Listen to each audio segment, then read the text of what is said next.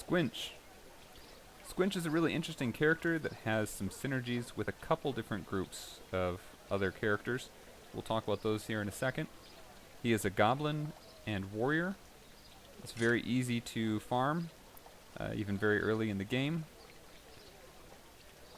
Let's take a look at those traits. So he has Challenge Accepted, which can be a really useful skill. He gets boosted damage versus taunting enemies.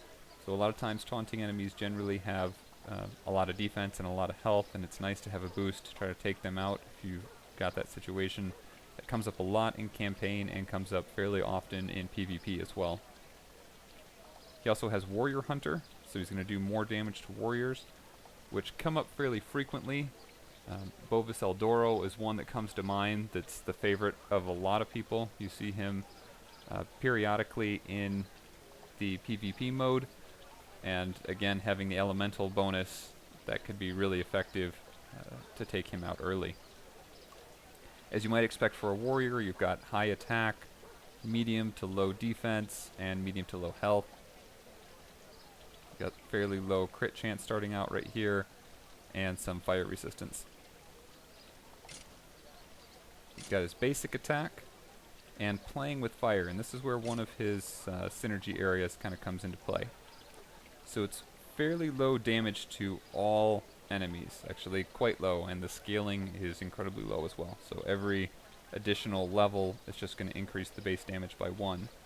But allies gain a 1.5 times multiplier bonus against any burning targets. So after the skill is used, and there's a chance, it has a chance to burn, but other characters on your party can also inflict that burn, and this is going to give that 1.5 times bonus against those burning targets. So if you get the burn going ahead of time, you could do this with Manglejaw with those coals. You look over his, either look over his skills or look at the video on him.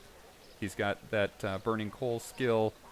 If you put that out, you can inflict burn on a lot of characters, potentially even on the whole party. Use the skill, and then any damage that's done is going to have that 1.5 times multiplier. So that could really add up to being huge numbers very quickly.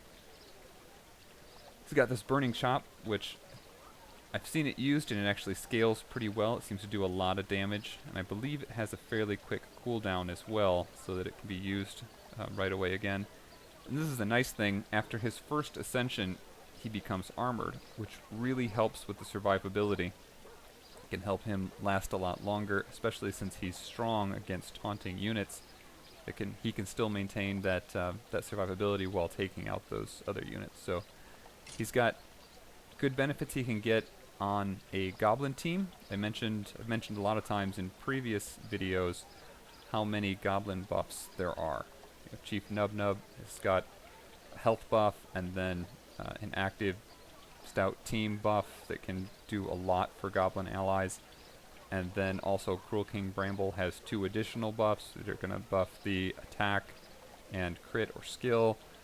So a lot of buffs that lead to more survivability and higher damage. As going along with that, there are warriors that give warrior buffs as well. So there's a lot of areas that he could potentially be in different teams and gain buffs from those groups.